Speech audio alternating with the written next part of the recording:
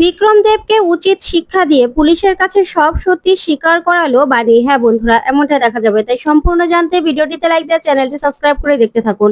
গল্পের শুরুতে দেখা যাবে বাণী মৌলিকে বলে, তোমাকে তো ধরে নিয়ে গেল না, তোমাকে কেন নিল না? তখন মৌলি বলে, আমি কি করব? তুমি কি আমাকে সন্দেহ করছো? আমি কি মাথা খারাপ নাকি যে আমার বাড়ির লোকদের সবাইকে আমি নিজে পুলিশে ধরিয়ে দেব? তখন বাণী বলে, তুমি তো মাথা খারাপ নও, তুমি হলে বেশি বোঝো। কারণ এই বাড়ির লোকগুলো তো তোমার কেউ না, সেজন্যই তো তাদের কি হলো না হলো তাতে তোমার যায় আসে না। শোনো মৌলি, তুমি যাই করো না কেন, এবার না সব সত্যিটা সবার সামনে আসবে। তুমি তার এবারের কেউ হও না, তার জন্যই তোমার কোনো রকম কোনো খারাপ লাগছে না।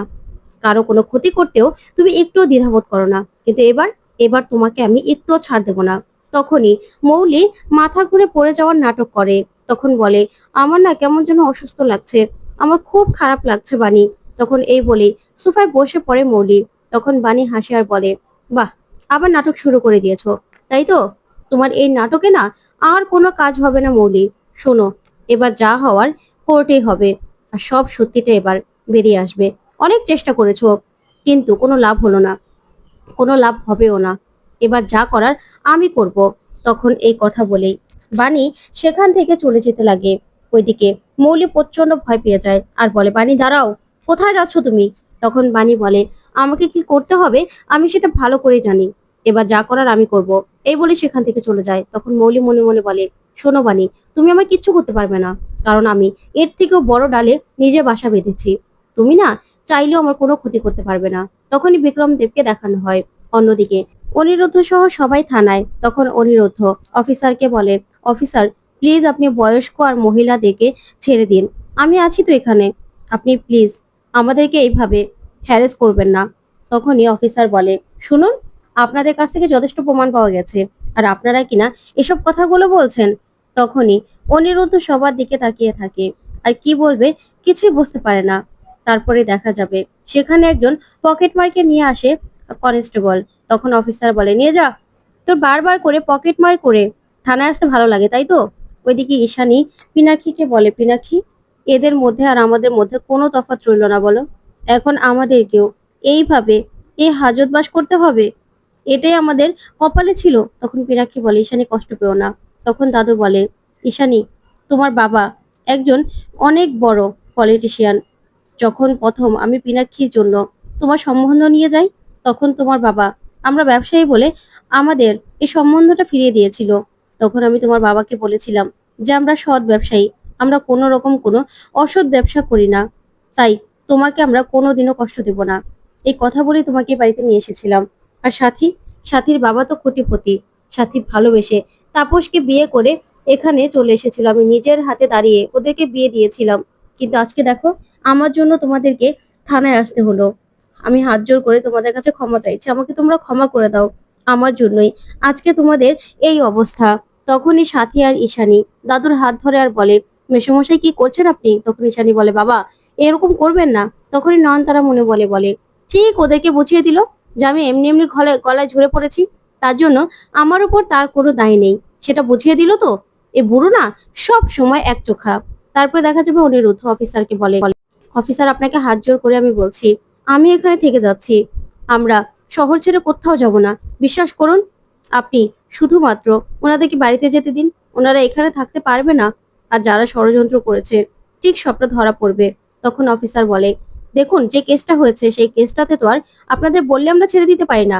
আর তাছাড়া যেসব প্রমাণপত্র আমরা পেয়েছি তাতে আপনাদের ছাড়ার কোনো প্রশ্নই আসে না, তাই আপনাদেরকে আমরা ছাড়তে পারবো না। তখন ঈশানী বলে, কিন্তু অভিযোগটা করলো কে সেটা তো বলবেন। তখন অফিসার বলে, দেখুন ম্যাডাম, অভিযোগ কে করেছে সেটা আপনাদের কাছে এখন আমি বলতে পারবো না, সেটা কোর্টে গেলে আপনারা সবকিছু জানতে পারবেন। যে অভিযোগ করেছে সেই অভিযোগের ভিত্তিতে আপনাদেরকে আমরা গ্রেফতার করেছি। তখনই এই কথা শুনে নয়নতারা বলে, অভিযোগ আর কে করবে? ওই বাণী ডাকাত রানী ছাড়া এসব আর কে করতে পারে? দেখবে বৌমা, এসব কিছুর পিছনে না ওই বাণী ডাকাত রানী রয়েছে। তখন অনিরুদ্ধ বলে, ঠাম্মি, মুখ সামলে কথা বলো, সবকিছুতে বাণীকে কেন দোষারোপ করো তুমি? বাণী এর মধ্যে কি করবে? আর শোনো, বাণী না নিশ্চয়ই আমাদেরকে বাঁচাতে আসবে, বাণী নিশ্চয়ই কোনো না কোনো ব্যবস্থা করবে। তখন ঈশানী বলে, আচ্ছা ছোট মা, মৌলির ব্যাপারেও কি আপনি একই কথা বলতেন? তখন এই কথা শুনে নয়নতারা বলে, বাবা বৌমা, তুমি তো দেখছি নিজের মেয়ের সঙ্গে একটা বস্তির মেয়ের তুলনা করছো? বাণী ডাকাত রানী, সে এখনো আসলো? তাকে তো অনিরুদ্ধ বলেছিল লয়ার ঠিক করতে। কই, এত সময় লাগে নাকি? সে না আসবে না, বলছি তো সে আসবে না। সে এখন একা সব সম্পত্তি ভোগ করবে, সেই খুশিতে আছে। ওই বাণী ডাকাত রানীকে না আমি খুব ভালো করে চিনি। তখনই এই কথা শুনে সাথী প্রচন্ড রেগে যায় আর বলে, মাসিমা, আপনি প্লিজ এসব কথাগুলো বলবেন না। বাণী না মোটেও এরকম মেয়ে নয়।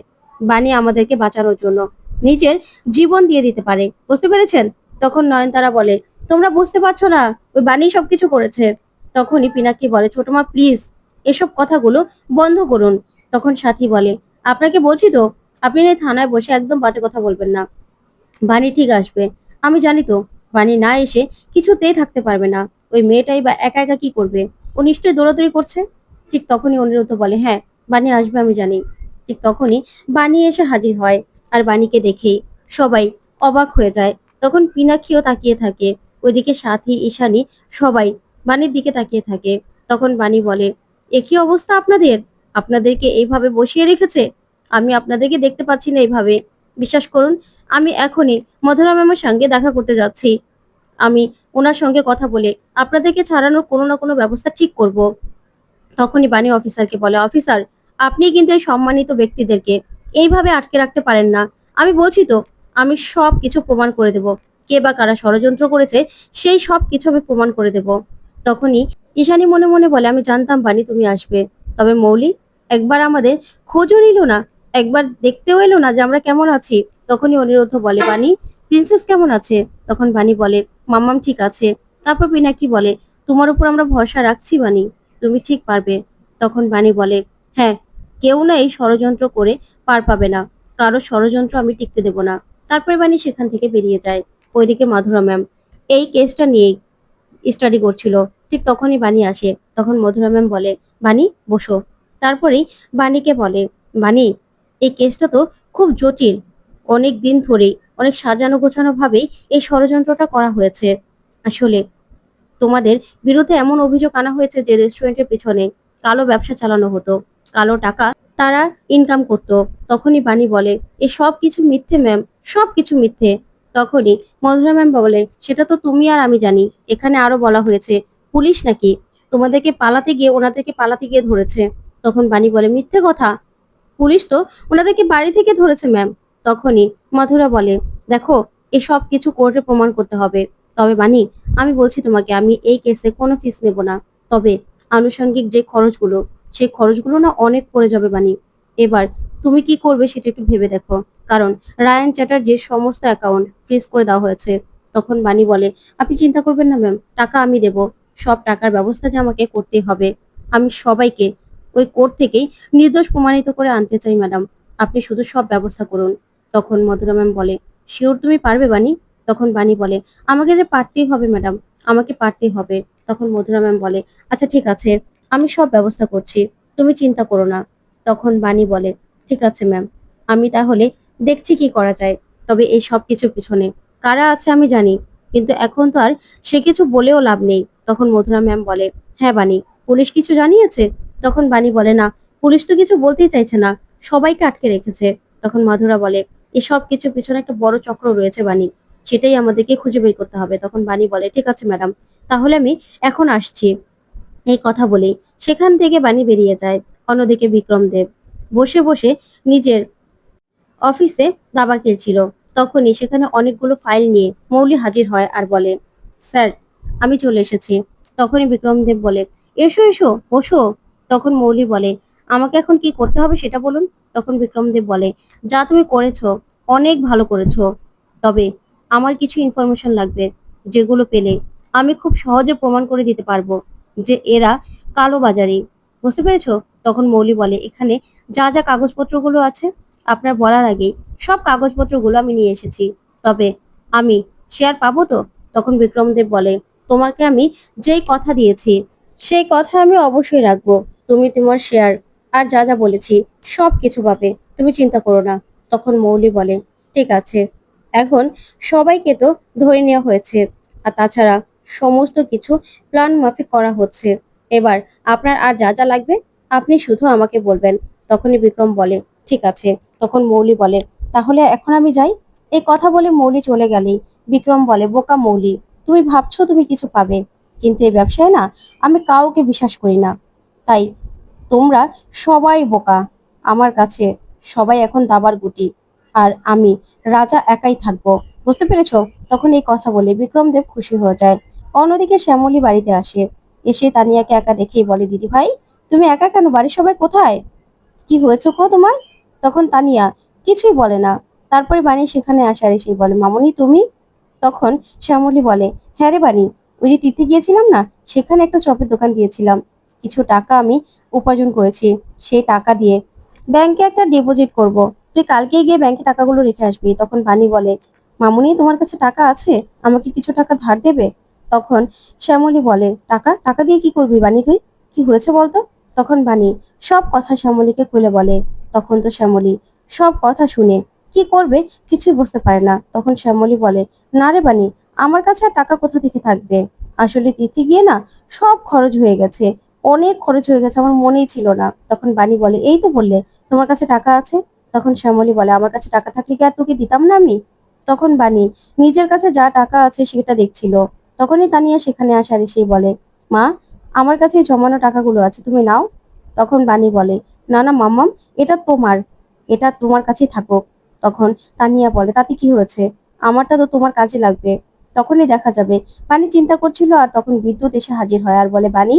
তখন বাণী তো বিদ্যুৎকে দেখে প্রচন্ড রেগে যায় আর বলে, তুমি এখানে? তখন বিদ্যুৎ বলে, হ্যাঁ, তোর তো টাকা লাগবে তাই না, তুই চাইলে আমার কাছ থেকে টাকা নিতে পারিস। তখন বাণী বলে, কি চাও তুমি? তখন বিদ্যুৎ বলে, বেশি কিছু না, তুই শুধু তোর পেটের বাচ্চাটাকে নষ্ট করে দে, তারপরেই তুই তানিয়াকে নিয়ে আমার কাছে চলে আয়, আমরা আগের মতো আবার সংসার করব, তাহলেই হবে, তুই যত টাকা চাস সব টাকা আমি দেব। তখনই বাণী প্রচন্ড রেগে যায়। তারপরে দেখা যাবে বিদ্যুতের কথাগুলো শুনেই বাণী সেখান থেকে চলে গেলে বিদ্যুৎ ভাবে যে বাণী ওর কথা মেনে নেবে। তখন বিদ্যুৎ বলে, ব্যাস, কাজ হয়ে গেছে, এবার আর আমাকে কে ঠেকায়, এবার বাণী আর তানিয়া আমার কাছে চলে আসবে। ঠিক তখনই বাণী সেখানে এসে হাজির হয় একটা শিলনোড়া নিয়ে। তখন তো বিদ্যুৎ ভয় পেয়ে যায়, বলে, বাণী কি করছিস তুই? তখন বাণী বলে, তোর এত বড় সাহস, তুই আমাকে বলছিস যে আমার বাচ্চা নষ্ট করে দিতে, তোর মতো শয়তানের কাছে আমি কোনোদিনও যাব না, তোকে না আজকে আমি শেষ করে দেবো, শেষ করে দেবো আমি। তখনই শ্যামলী আসে আর এসেই বলে, বাণী কি করছিস তুই, কেন করছিস? তখন বিদ্যুৎ বলে, দেখো না মা, আমাকে মেরে ফেলবে। তখন শ্যামলী বলে, বাড়ির সবাই জেলে, তুইও কি ওকে আঘাত করে জেলে যেতে চাস? তখন বাণী বলে, ওর এত বড় সাহস হয় কি করে, ও আমাকে বলে যে আমার বাচ্চাটা নষ্ট করে দিতে, ওর মতো জানোয়ারের কাছে আমি কোনোদিনও যাব না, ও সেটা জানে না, তারপরেও ও কেন এসব কথাগুলো বলতে এসেছে, ওকে যেন আমি আমার ধারে কাছে কোনোদিনও না দেখি। তখন বিদ্যুৎ বলে, দেখ বাণী, তুই ভালো করে ভেবে দেখ, আমি যা বলেছি খারাপ বলিনি কিন্তু, তো এখনো সময় আছে, তুই আমার কাছে চলে আয়। তখন বাণী বলে, আবার কথা বলছিস তুই, তোকে আমি এখন একদম শেষ করে দেব, একজন মায়ের উপর তুই এসব কথা বলতে পারিস? তখন বিদ্যুৎ বলে, যা বলেছি তোর ভালোর জন্যই বলেছি বাণী, তুই সবকিছু ভেবে দেখ না, সবকিছু ঠিক হয়ে যাবে। তখন বাণীর এরকম রূপ দেখে ভয় পেয়ে যায় বিদ্যুৎ। তো বন্ধুরা, কেমন লাগলো আজকের আপডেট, কমেন্ট করে জানাতে ভুলবেন না। পরবর্তী আপডেটে চ্যানেলটি সাবস্ক্রাইব করবে। ধন্যবাদ।